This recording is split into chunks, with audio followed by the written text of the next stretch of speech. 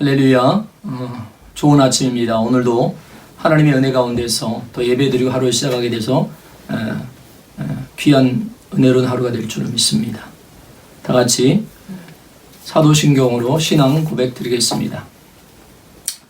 전능하사 천지를 만드신 하나님 아버지를 내가 믿사오며 그 외아들 우리 주 예수 그리스도를 믿사오니 이는 성령으로 잉태하사 동정녀 마리아에게 나시고 본디오 빌라도에게 고난을 받으사 십자가에 못 박혀 죽으시고 장사한 지 사흘 만에 죽은 자 가운데서 다시 살아나시며 하늘에 오르사 전능하신 하나님 우편에 앉아 계시다가 저리로서 산자와 죽은 자를 심판하러 오시리라. 성령을 믿사오며 거룩한 공회와 성도가 서로 교통하는 것과 죄를 사하여 주시는 것과 몸이 다시 사는 것과 영원히 사는 것을 믿사옵나이다. 아멘. 찬송가 492장으로 하나님께 찬양드리겠습니다.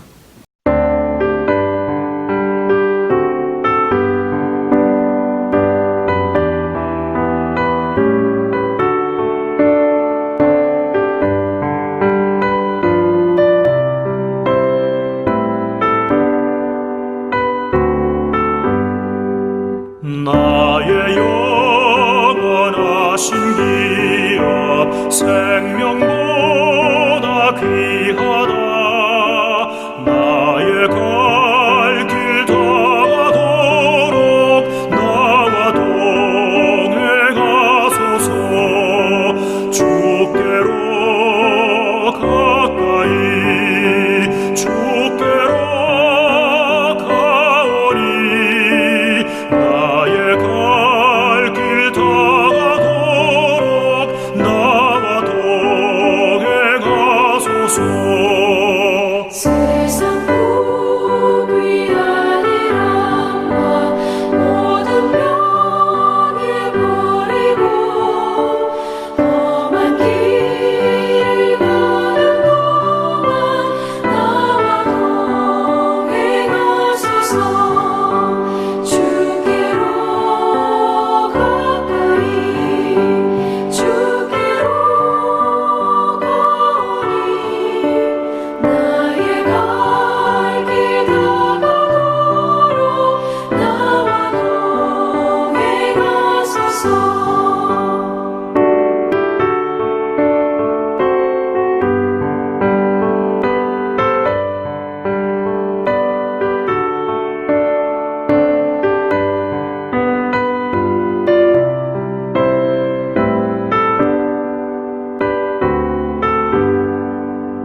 어둠 골짝 지나가며 험한 바다 건너서 전국 무대 이르도록 나와 동행하소서. 주께로 가까이 주께로 가오니 나의 갈 길 다가도록 나와 동행하소서.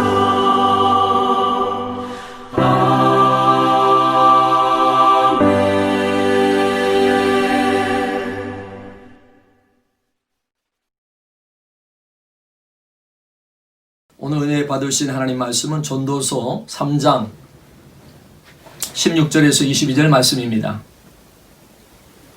다 같이 함께 하나님 말씀을 읽겠습니다.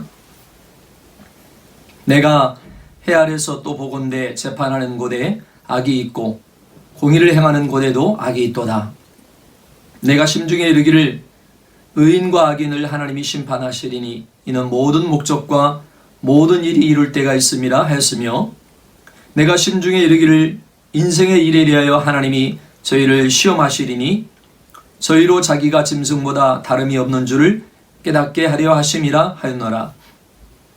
인생에게 임하는 일이 짐승에게도 임하나니 이 둘에게 임하는 일이 일반이라. 다 동일한 호흡이 있어서 이에 죽음같이 저도 죽으니 사람이 짐승보다 뛰어남이 없음은 모든 것이 헛됨이로다. 다 흙으로 말미암았으므로 다 흙으로 돌아가나니 다 한 곳으로 가거니와 인생의 혼은 위로 올라가고 짐승의 혼은 아래 곧 땅으로 내려가는 줄을 누가 알랴. 그러므로 내 소견에는 사람이 자기 일에 즐거워하는 것보다 나은 것이 없나니 이는 그의 분복이라. 그 신우사를 보게 하려고 저를 도로 데리고 올 자가 누구이랴. 기도하시겠습니다. 좋으신 아버지 하나님 감사합니다. 오늘도 우리에게 귀한 날 허락하시고 또 이 아침에 우리가 예배드리고 기도함으로 또 하나님의 은혜 가운데서 하루를 살아갈 수 있도록 인도하심을 감사합니다. 주야로 말씀을 묵상하는 복 있는 삶이 되게 도와주시고 늘 깨어서 기도함으로 성령의 인도함을 받아 하나님의 뜻대로 살아가는 우리를 되게 하여 주셔서 우리의 삶이 정말로 복되고 아름다운 삶이 되게 하시고 또 영광 돌릴 수 있는 귀한 삶으로 살아갈 수 있도록 은혜 베풀어 주시옵소서. 이 아침에도 하나님의 말씀을 함께 나누고자 오나오니 성령 하나님께서 역사하시고 지혜와 계시의 정신을 도하여 주셔서 아버지 하나님의 말씀을 듣고 깨달아 아버지 오직 믿음으로 사는 하나님 말씀 안에서 사는 복된 삶을 살아갈 수 있는 우리 모두 되게 하여 주옵소서. 감사하고 예수님 이름으로 간절히 기도드리옵나이다. 아멘. 저는 오늘 이 전도서 3장 16절에서 22절 말씀을 가지고 어떻게 살아야 할까라는 제목으로 함께 시간 은혜를 받고자 합니다. TV 프로그램 중에 생활의 달인이란 프로그램이 있습니다. 수십 년간 한 분야에 종사하면서 부단한 열정과 노력으로 달인의 경지에 이르게 된 사람들을 소개하는 삶의 스토리와 리얼리티가 담겨있는 그런 프로그램입니다. 달인은 특정 분야에 통달하여서 남달리 뛰어난 역량을 가진 사람을 말합니다. 영어로 마스터라고 말합니다. 제주꾼 전문가를 말하죠. 이 프로그램에 나오는 달인들의 가장 중요한 특징은 바로 자신의 일에 최선을 다하는 사람이라는 것입니다. 다양한 사람들이 나옵니다. 평범하지만 우리 일상 속에서 만날 수 있는 그저 평범하게 자신의 일을 하고 먹고 사는 사람들입니다. 그러나 달인의 경지에 오른 사람들은 모두가 자신의 일에 자부심을 갖고 최선을 다하는 사람들이라는 것입니다. 오늘 본문 22절에 그러므로 내 소견에는 사람이 자기 일에 즐거워하는 것보다 나은 것이 없나니 이렇게 말씀하고 있습니다. 그리고 이것이 사람의 분복이다 라고 말씀하고 있습니다. 이는 자신의 삶에 충실하면서 그 가운데서 큰 즐거움을 발견하는 것이요, 이것이 하나님께서 사람들에게 주신 세상에서 마땅히 받아 누릴 보상이라고 말합니다. 자신의 일에 최선을 다하면서 그 안에서 기쁨을 누리는 삶이 하나님께서 주시는 복이요 선물이라는 것입니다. 왜 우리는 이렇게 우리에게 주어진 삶에 최선을 다하며 살아야 하는가? 그리고 그 안에서 기쁨을 누리며 살아야 하는가? 이것이 왜 복인가? 오늘 본문을 통해서 함께 은혜를 나누겠습니다. 첫째로 불의한 세상이기 때문입니다. 16절에 내가 해 아래에서 또 보건대 재판하는 곳에 악이 있고 공의를 행하는 곳에도 악이 있도다. 자, 전도서는 계속해서 해 아래의 인생의 허무함을 말합니다. 이렇게 허무한 인생이 허물을 극복하는 것은 자신의 한계, 즉 하나님의 피조물에 불과하다는 것과 그래서 하나님을 의지하며 살아야 한다는 것을 말했습니다. 또한 하나님께서 이렇게 연약하고 한계가 분명한 인생에게 영혼을 사모하는 마음을 주심으로 한계를 극복하도록 하셨다는 것입니다. 결국 우리 인생은 하나님의 영원한 섭리를 알고 그분을 경외하며 살 때 허물을 극복할 수 있다는 것입니다. 오늘 본문은 계속해서 또 다른 측면에서 인생의 허물을 말합니다. 그 첫 번째는 불의한 세상을 말합니다. 이 세상에서 공의가 정의가 이루어져야 할 재판, 공의가 실천되어야 할 정치, 통치가 결코 그렇지 않고 오히려 악이 존재한다는 것입니다. 다시 말해서 가장 정의로워야 할 곳에 정의롭지 못한 일, 불의한 일이 있더라는 것입니다. 재판하는 곳, 법을 집행하는 곳에서 악이 횡행하더라는 것입니다. 법에 따라 가장 정의가 실현되어져야 할 재판정이 왜곡되고 잘못된 판결이 일어나는 것입니다. 한마디로 힘 있는 자, 권력 있는 자는 법의 판결을 피해가고 힘없는 자들은 법의 판결을 받더라는 것입니다. 또 얼마나 변론을 잘하느냐에 따라서 얼마든지 판결이 바뀌게 되기도 하더라는 것입니다.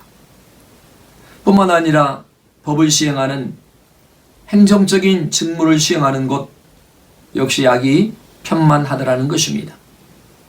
관리들이 뇌물에 의해서 불공정한 행정을 하더라는 것입니다. 관리들이 뇌물을 먹고 힘 있는 이들의 일들을 일사천리로 해결해주고 그렇지 못한 이들의 문제들은 외면하는 일들이 일어나더라는 것입니다. 비단 이런 일은 전도자가 말한 시대에만 있는 일이 아닙니다. 이런 일은 우리가 살고 있는 지금 우리의 삶의 현장에서 일어나는 일입니다. 정권이 바뀔 때마다 또한 법을 집행하는 이들의 수장이 바뀔 때마다 정의로운 법 집행을 말합니다. 검찰총장이 새로 임명되면서 취임 일선에서 공정을 말했고 만약 이에 어긋나면 현 집행세력, 즉 대통령의 권력에도 법을 집행하겠다고 합니다. 그러나 이제까지 검찰들이 해왔던 관행을 보면 과연 얼마나 믿을 수 있을까? 국민들은 의아해합니다. 한쪽에는 잘 임명했다 합니다. 그러나 다른 한쪽에서는 그 사람이 그 사람일 것이라고 말합니다. 정권의 눈치를 보면서 정권에 유리한 수사를 할 것이라 합니다. 지난 정권 때는 법에 따라 가장 공정한 재판을 지휘해야 할 법원의 수장인 대법원장이 정권의 입맛에 따라 재판장에게 압력을 넣어 공정한 재판을 왜곡시켰습니다. 정권이 바뀌게 됨에 따라 지금 재판을 받고 있는 실정이 있습니다. 일명 사법농단 사건입니다. 정권의 입맛에 따라 자신들의 마음대로 재판관들의 판결에 영향을 미쳤다는 것입니다. 이렇게 되면 국민들이 공정한 판결을 믿을 수 없게 되는 것입니다. 오늘 본문에서 말하고 있는 것은 이런 정의롭지 못한 세상, 정치제도, 사회제도를 비판하고 바르게 하고자 하는 의도로 말하고 있는 것이 아닙니다. 보다 본질적인 것을 말하고 있습니다. 인간의 부패와 타락은 인간의 법과 제도를 통해 공의와 정의가 완벽하게 실천될 수 없다는 것을 말하는 것입니다. 시편 142편 14편 2절 3절에 보면 여호와께서 하늘에서 인생을 굽어 살피사 지각이 있어 하나님을 찾는 자가 있는가 보려 하신즉 다 치우쳤으며 함께 더러운 자가 되고 선을 행하는 자가 없으니 하나도 없도다. 이것이 인간의 상태가 아닐까요? 부패한 타락한 우리의 모습입니다. 그저 그대로 두면 하나님을 찾는 자가 없고 다 치우치고 왜곡되고 더럽고 추하며 선을 행하는 일이 없다는 것입니다. 자연인 상태의 인간의 모습입니다. 그러니 하나님께서 은혜를 베푸시지 않으면 이런 인간의 본래적인 상태에서 벗어날 존재가 없다는 것입니다. 사도 바울은 로마서에서 말합니다. 로마서 3장 9절에서 그러면 어떠하뇨? 우리는 나으뇨? 결코 아니라 유대인이나 헬라인이나 다 죄 아래에 있다고 우리가 이미 선언하였느니라 말씀합니다. 율법을 가지고 있는 유대인이나 지혜를 가지고 있다는 헬라인이나 모두 다 인간의 죄된 속성, 악에서 벗어나지 못하다라는 것입니다. 지금도 마찬가지입니다. 법과 제도 발전된다고 악이 그칩니까?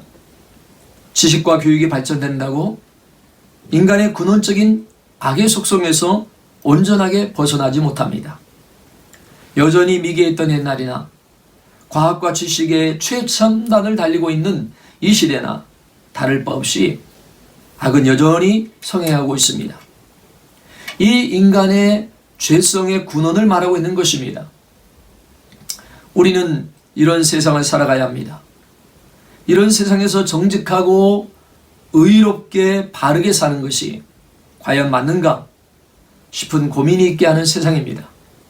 그럼에도 우리는 이런 세상에서 어울려 살아갈 수밖에 없습니다. 결국 전도자는 17절에서 내가 심중에 이르기를 마음에 말하기를 의인과 악인을 하나님이 심판하시리니 사람의 모든 행사가 하나님 앞에 있다는 것입니다. 이 세상에서는 정의가 왜곡되고 바르게 의롭게 사는 자들이 오히려 핍박을 당하는 것 같고 반대로 불법과 악을 저지르는 이들이 잘 되는 것처럼 보일지라도 우리는 의롭고 정직하게 바르게 살아야 하는 것이다. 왜요? 하나님께서 보시기 때문이라는 것이고 결국 마지막 때 하나님의 심판 앞에 서기 때문이라는 것입니다.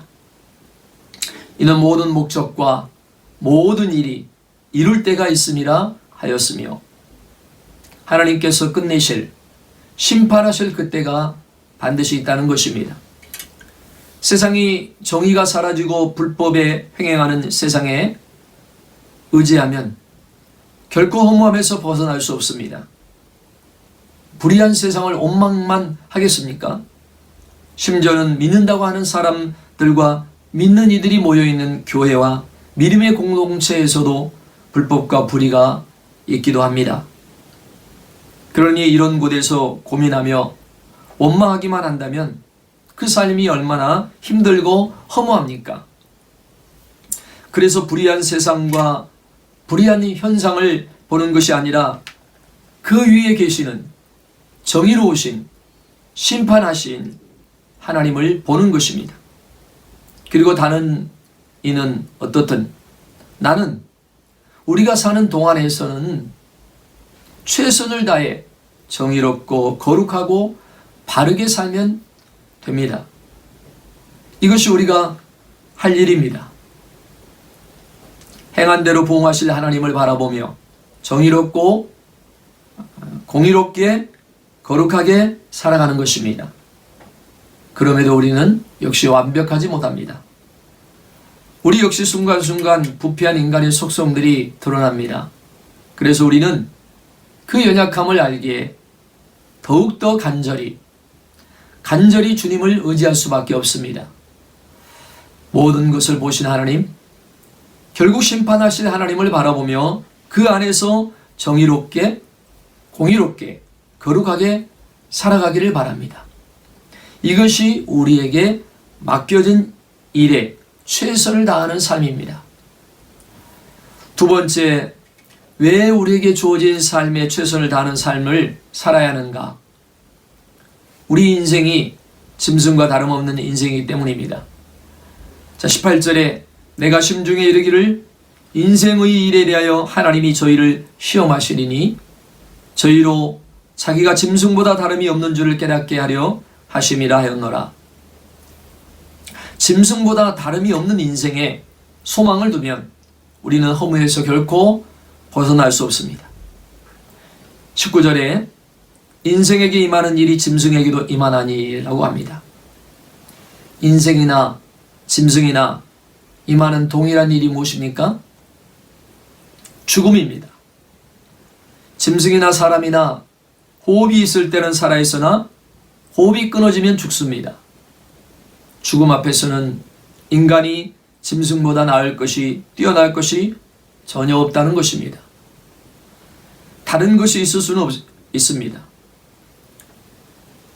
세상에는 비참하게 죽음을 맞는 사람들이 있습니다.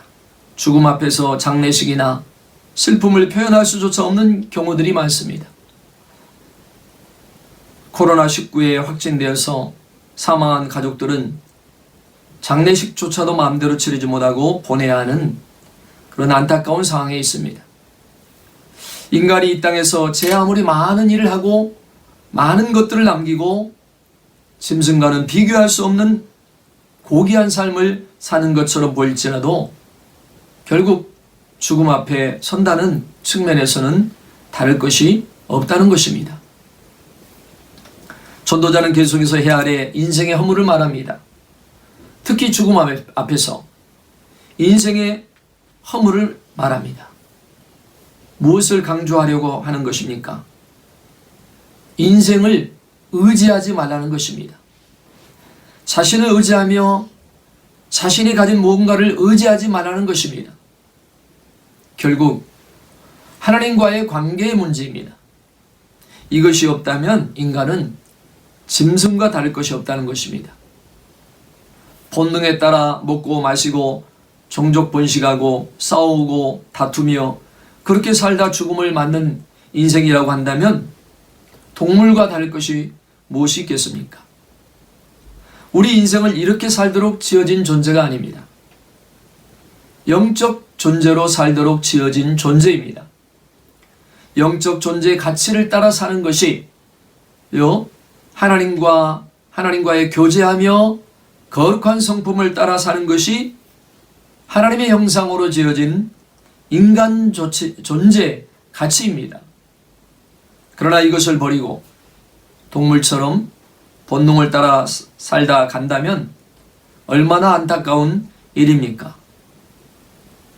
그런데 이것을 알지 못하고 사는 것이 다 그런 것이다 여기면서 그렇게 사는 이들이 많습니다. 21절에 인생의 혼은 위로 올라가고 짐승의 혼은 아래 곧 땅으로 내려가는 줄 누가 알려 합니다. 자, 인생의 혼이 위로 올라간다는 표현은 곧 인간의 영혼이 하나님에게로 가는 것을 나타내는 표현으로 볼 수 있습니다. 그리고 짐승의 혼이 아래로 내려간다는 표현은 짐승의 호흡이 소멸되는 것을 나타내는 표현으로 볼 수 있습니다. 몸은 썩어 흙이 되는 것이요 그 사람의 영혼이 하나님께로 가는 것이요 짐승의 몸도 썩어 흙이 되는 것이요 그 혼은 소멸된다는 것입니다. 그런데 하나님과의 관계가 연결되지 않는 사람은 하나님께로 갈 수가 없습니다. 결코 갈 수가 없습니다. 그러니 짐승과 다를 바가 없을 것입니다. 이 땅에 사는 것도 사람이란 이름은 있으나 가치 있는 영적 존재로 살지 못하니 짐승과 다를 바 없는 것이요 죽어서도 하나님께로 갈 수가 없으니 호흡이 소멸되는 짐승과 다를 바가 없는 것입니다. 성경에 보니 전도자가 보는 인간의 운명입니다. 그러니 하나님을 섬기며 그분을 경외하는 것이 얼마나 소중한 일인지, 존귀한 일인지, 가치 있는 일인지를 강조하고 있는 것입니다. 짐승과 같이 살다 짐승과 같이 죽는 그런 인생을 살 것입니까? 아니면 영적 존재로 살다 하나님께로 가는 인생이 되시겠습니까? 하나님과 동행하며 그분의 뜻을 따르는 삶을 사는 것이 복된 인생입니다. 셋째로 자기 일에 즐거워하는 것보다 나은 것이 없습니다. 22절에 그러므로 내 속에는 사람이 자기 일에 즐거워하는 것보다 나은 것이 없나니 이는 그의 분복이라. 그 신우사를 보게 하려고 저를 도로 데리고 올 자가 누구이랴. 결국 불의한 세상, 짐승과 다를 바 없이 결국 죽음 앞에 서야 하는 인생이 어디에 소망을 두어야 합니까? 하나님께 소망을 두어야 합니다. 그렇다면 하나님께 소망을 두는 삶은 어떤 삶입니까? 하나님께 소망을 둔다고 하나님께 갈 그 나라와 그때만 기다리며 이 땅에서의 삶은 무시하고 구름을 타고 사는 것처럼 살아야 합니까? 오늘 본문은 이렇게 허무한 인생을 극복하는 것이 바로 자신에게 주어진 삶, 자기에게 주어진 일을 기쁘게 감당하며 최선을 다하는 것이라고 말합니다. 22절 끝부분에 그 신호사를 보게 하려고 저를 도로 데리고 올 자가 누구이랴 합니다. 가까운 미래에서부터 시작하여 죽음 이후의 일에까지 모든 일들에 대해 말해주고 일러줄 사람은 이 세상에 아무도 없음을 의미합니다.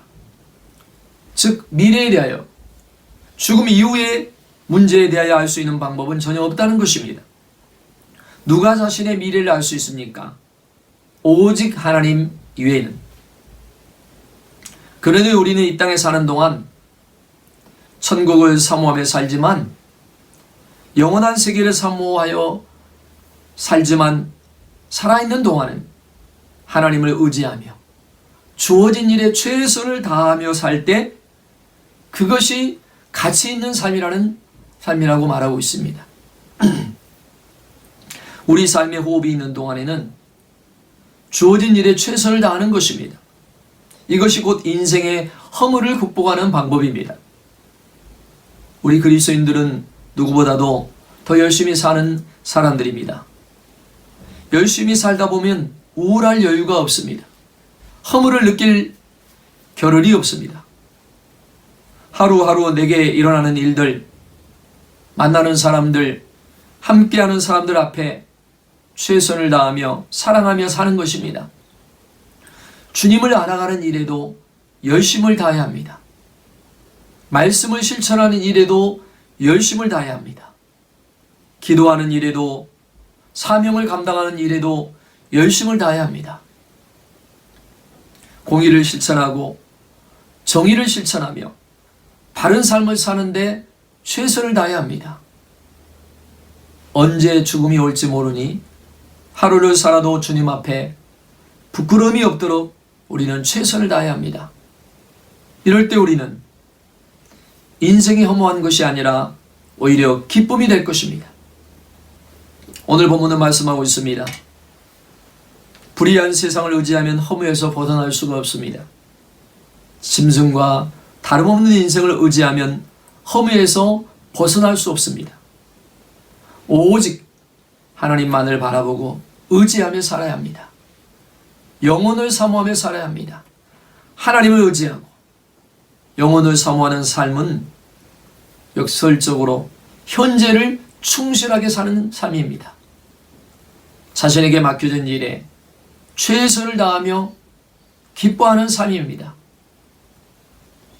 한 주간도 내게 주어진 시간, 일에 최선을 다하는 삶이 되시길 주의 이름으로 축복합니다. 기도하시겠습니다.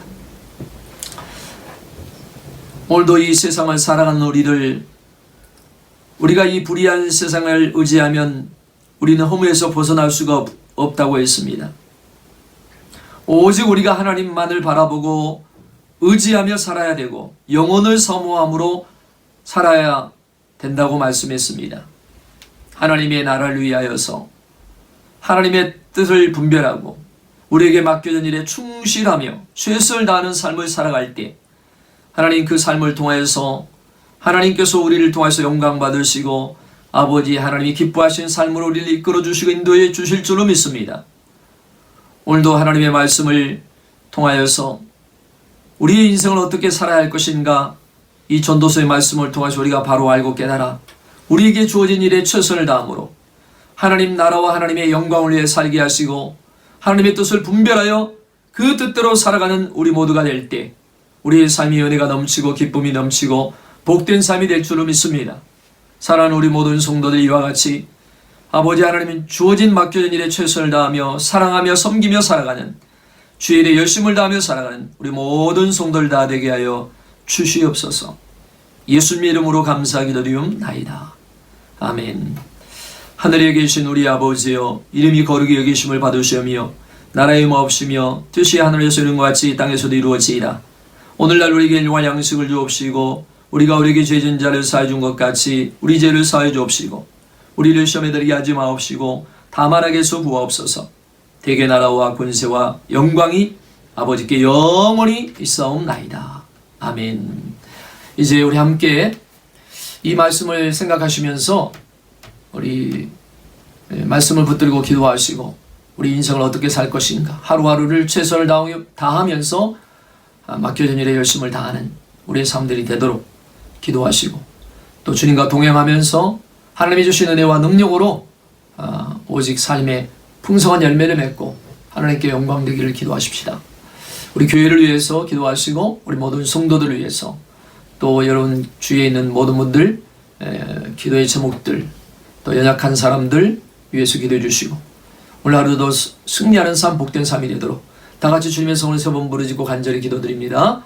주여, 주여, 주여.